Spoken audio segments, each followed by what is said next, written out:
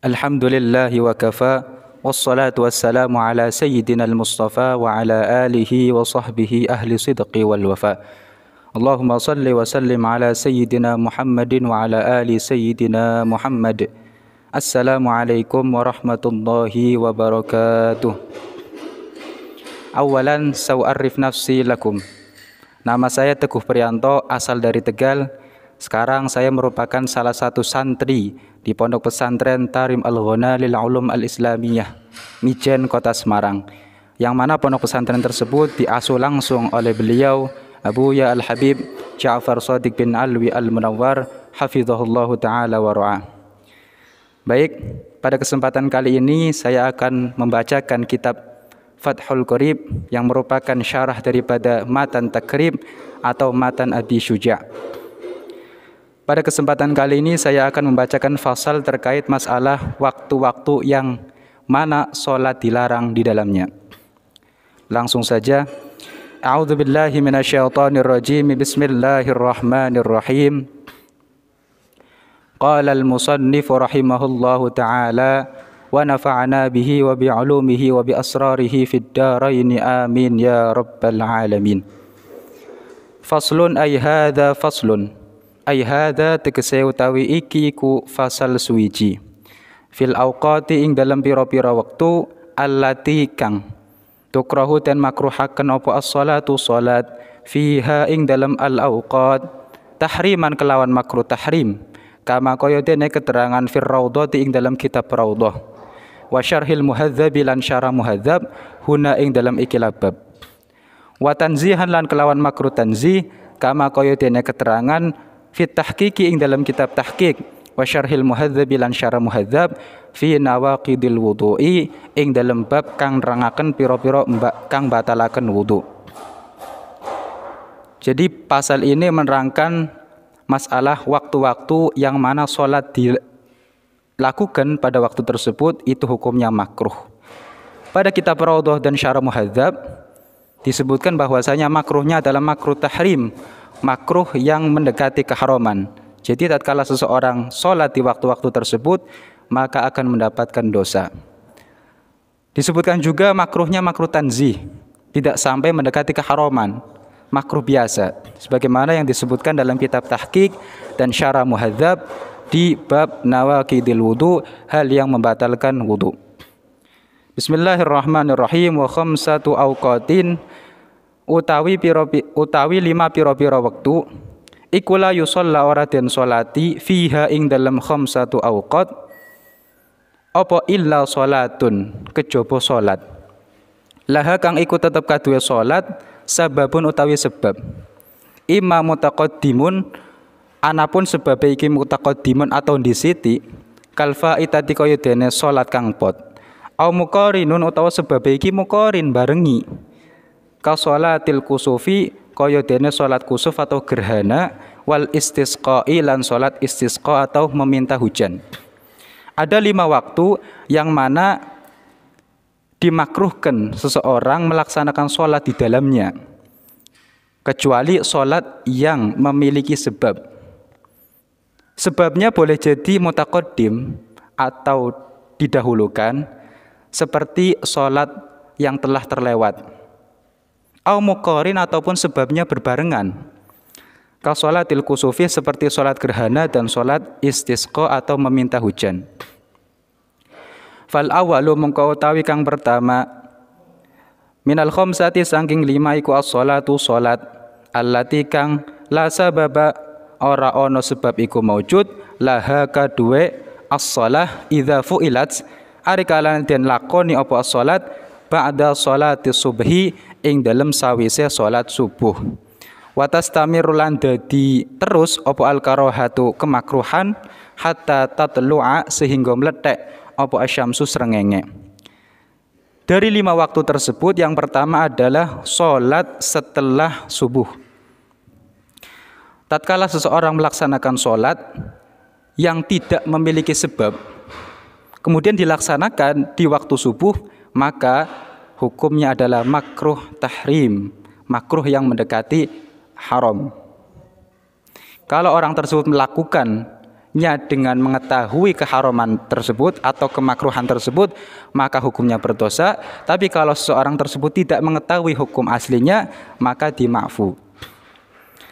Kemudian kemakruhan tersebut akan berlangsung hatta tatlu asyamsu, sehingga matahari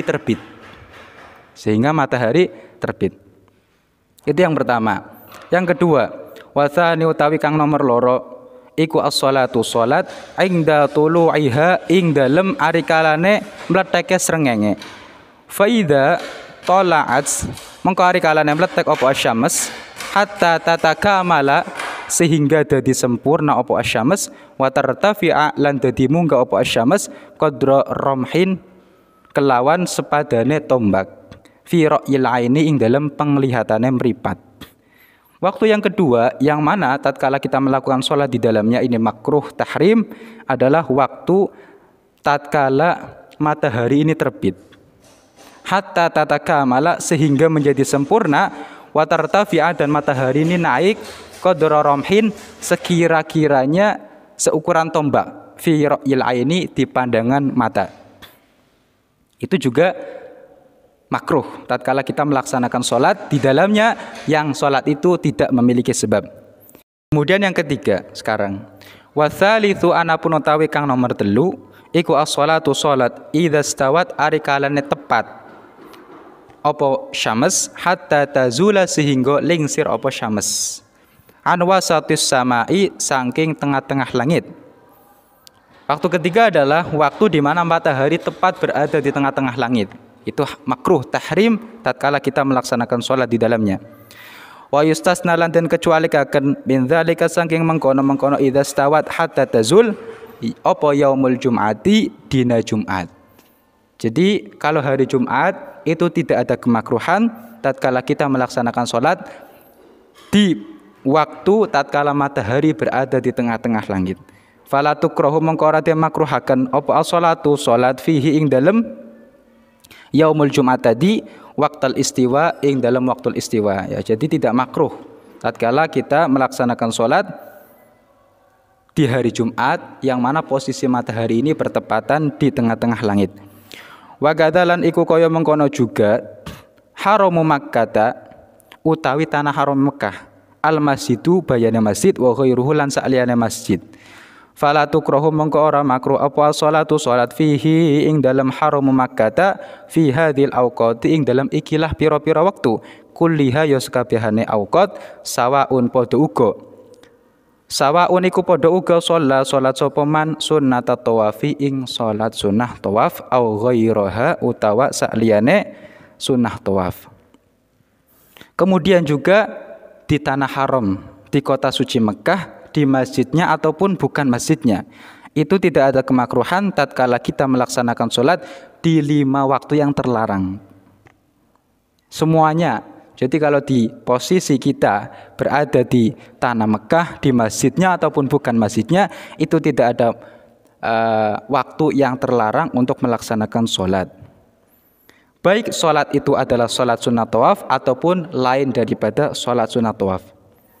Warabi utawi kang nomor 4. Yang nomor 4 adalah iku ba'da sholatil asri ing dalem sawise salat asar hatta taghruba sehingga sumerep apa asyamsu matahari.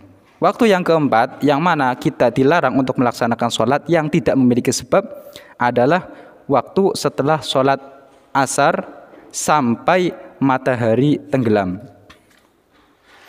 Wal khamisu tawi kang nomor 5 iku indal hurubi ing dalem arikalane sumerep lisyamsi kaduwe syams atau matahari idza danats arikalane parek apa asyams lil hurubi maring sumerep atau tenggelam hatta yatakamala sehingga dadi sempurna apa huruf buha sumerepe matahari. Yang kelima adalah waktu tatkala matahari tenggelam. Matahari tenggelam, tatkala matahari mendekati tenggelam sampai tenggelam dengan sempurna, maka di saat itu juga kita dimakruhkan secara makruh tahrim untuk melaksanakan sholat yang tidak memiliki sebab. sebab.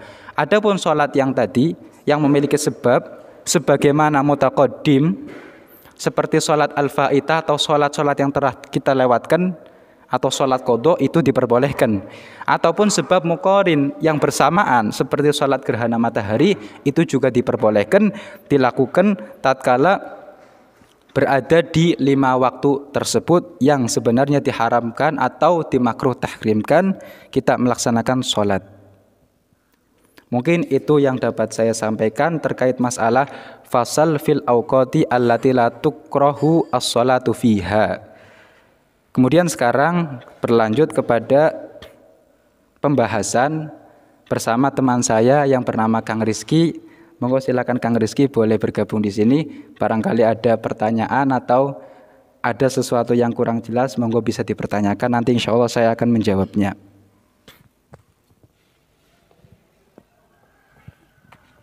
Sebelumnya saya kenalkan dulu, ini adalah Kang Rizky, salah satu santri juga di Pondok Pesantren Tarim Al-Huna. Monggo Kang Rizky, barangkali ada yang mau dipertanyakan. Baik, terima kasih sebelumnya nih atas kesempatan waktunya. Ini saya mau tanya yang pertama mengenai ini pada kalimat khamsatu awqatin, ini kedudukannya menjadi apa ini? Pada kalimat khamsatu awqatin ini kedudukannya menjadi mubtada. Mubtada Kang Rizky. Oh, mubtada. Coba di-i'rabkan. Bismillahirrahmanirrahim. Khamsatu mubtadaun marfu'un wa alamatu raf'ihi dhammatun zahiratun li'annahu al-ismul mufrad wa huwa mudhafun. Awqatin mudhafun ilaihi majrurun wa alamatu jarrihi kasratun zahiratun li'annahu jam'ul muannatsis salim. Seperti itu Kang Rizky. Baik, pertanyaan yang kedua, pada kalimat ini fa inda tola'at, ini termasuk kalimat apa? Baik, pada kalimat fa idza tola'at, tola'at ini merupakan kalimat fi'il. Fiilnya fiil apa ini coba? Fiilnya adalah fiil madhi. Coba di tasrif lughawi. Baik, bismillahirrahmanirrahim. Tala'a tala'u tala'at tala'ata tala'na tala'ta tala'tuma tala'tum tala'ati tala'tuma tala'tunna tala'tu tala'na. Baik, pertanyaan yang ketiga ini mengenai tadi pembahasan tadi. Mau tanya, apakah boleh sholat tahiyatul masjid ini setelah sholat asar? Baik, apakah boleh sholat tahiyatul masjid di waktu yang diharamkan atau yang di waktu yang mana pada posisi itu kita makruh tahrim untuk melaksanakan sholat. Sholat ini adalah sholat tahiyatul masjid. Jadi sholat tahiyatul masjid ini, Kang Rizky, merupakan sholat yang memiliki sebab.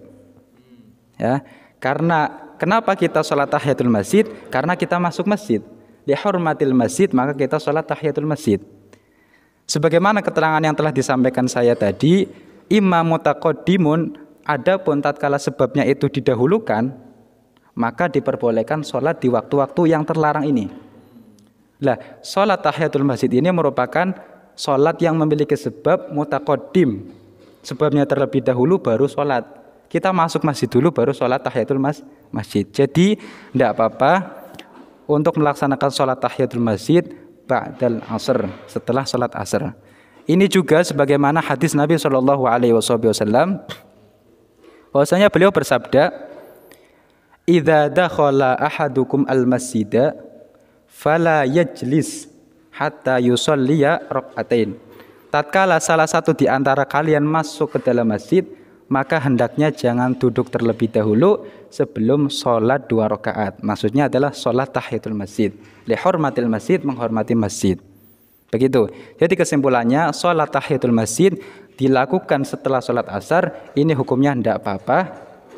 Tetap mendapatkan sunnah, tidak sampai mendapatkan dosa. Begitu Kang Rizky. Baik, terima kasih 3 pertanyaan saya tadi. Terima kasih banyak atas jawabannya. Terima kasih banyak. Baik, mungkin itu saja yang dapat saya sampaikan. Lebih dan kurangnya mohon dimaafkan. Ini yang dapat saya tampilkan pada kesempatan kali ini. Syukran ala husni ihtimamikum. Wassalamualaikum warahmatullahi taala wabarakatuh.